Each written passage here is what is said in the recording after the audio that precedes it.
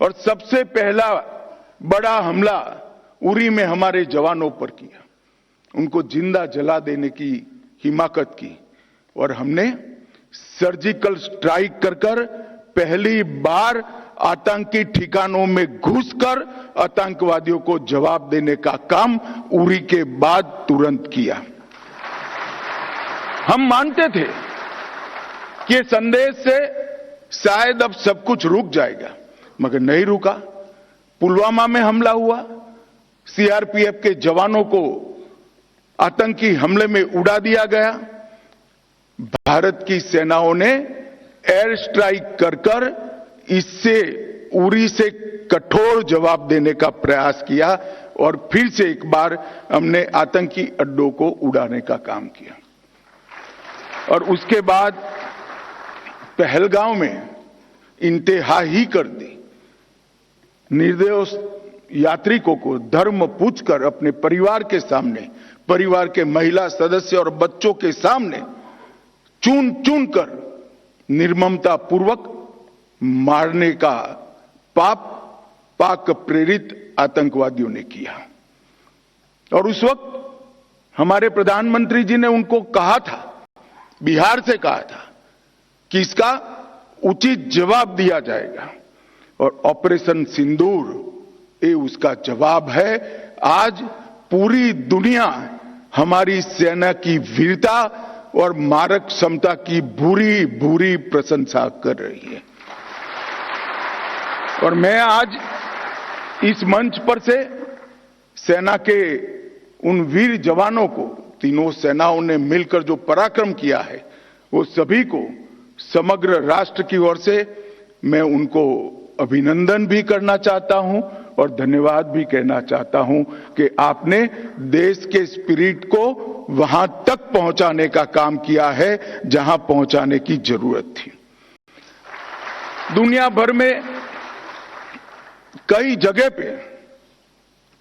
पे आतंकी हमलों का जवाब दिया गया है, परंतु भारत ने जो जवाब दिया है वो एक प्रकार से अलग है। जब पहलगांव पर हमला हुआ उसके बाद हमने 8 तारीख को ऑपरेशन सिंदूर लॉन्च किया।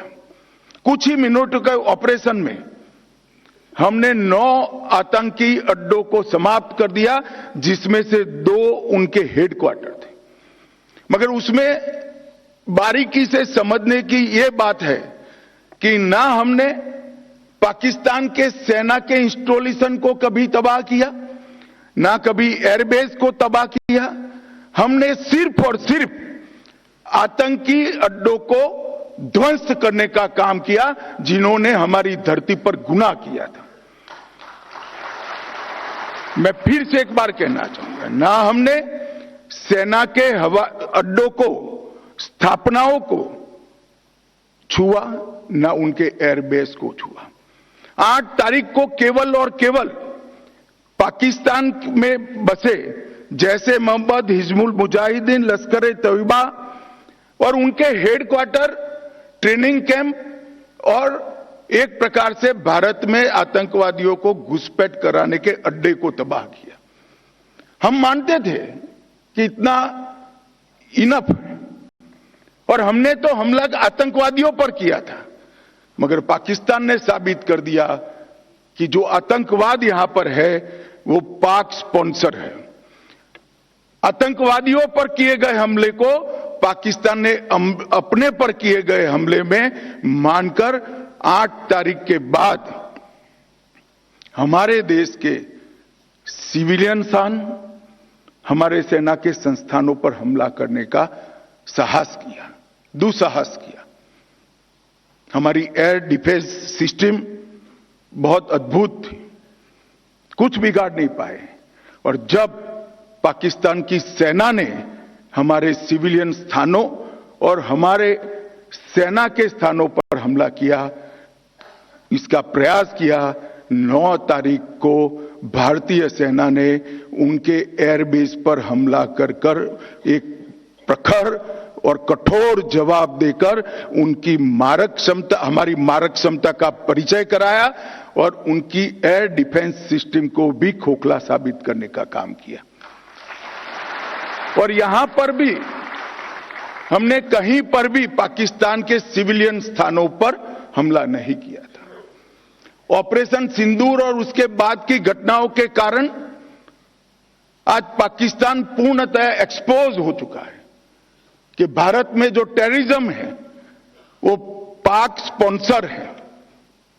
पाकिस्तान के द्वारा स्पॉन्सर टेररिज्म भारत के अंदर हो रहा है, क्योंकि जब पाकिस्तान के टेरर के अड्डों पर हमला किया, जवाब पाकिस्तान की सेना ने दिया। जो उनके आतंकवादी आका मारे गए, उनका जब नमाजे जनाजा जब हो रहा था, पूरी दुनिया ने देखा पाक सेना के आला अफसर इनके कॉफिन को कंधा भी दे रहे थे और वहां नमाज पढ़ने के लिए उपस्थित भी थे। एक प्रकार से अब तक पाकिस्तान जो डिनाई कर रहा था, वो आज दुनिया के सामने ऑपरेशन सिंदूर के बाद पूर्णतया एक्सपोज हो चुका है कि भारत में टेररिज्म पाक स्पॉन्सर टेररिज्म है। इसमें अब दुनिया में किसी को शंका नहीं रही है। और मैं फिर से एक बार कहना चाहता हूं कि ऑपरेशन सिंदूर अपनी भूमि पर हुए टेरर हमलों के जवाब के इतिहास में सबसे सटीक और सभी उद्देश्यों को पूर्ति करने वाला ऑपरेशन था।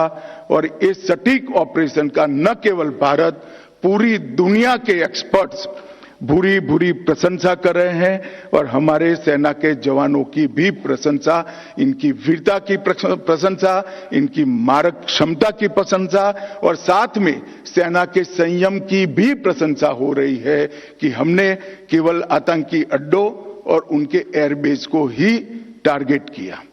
मित्रों, 100 किलोमीटर अंदर घुसकर पहली बार हमारी सेना ने पाकिस्तान को जमीन दिखाने का पराक्रम किया है। पूरा देश सेना के जवानों पर नाज करता है, हमारे बीएसएफ के सीमा प्रहरियों पर नाज करता है। ये जब घटनाक्रम चल रहा था तब, क्योंकि युद्ध घोषित नहीं हुआ था, बीएसएफ ने भी बॉर्डर नहीं छोड़ी थी, बीएसएफ भी मोर्चे पर थी।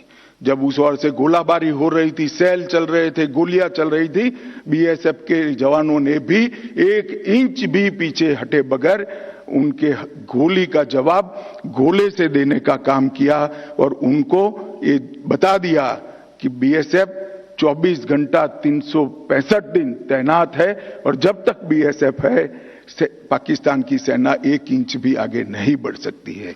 मैं ये सभी सीमा प्रहरियों को भी बहुत बहुत बधाई देना चाहता हूं। मित्रों,